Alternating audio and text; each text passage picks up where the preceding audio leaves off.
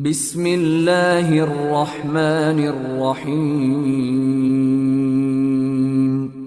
وإذ قلنا للملائكة اسجدوا لآدم فسجدوا إلا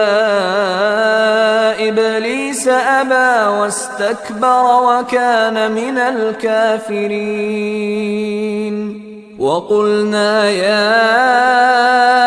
آدم اسكن أنت وزوجك الجنة وكلا منها رغدا حيث شئتما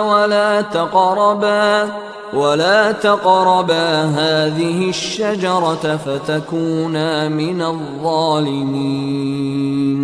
فأزلهما الشيطان عنها فأخرجهما مما كانا فيه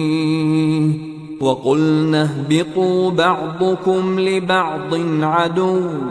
ولكم في الأرض مستقر ومتاع إلى حين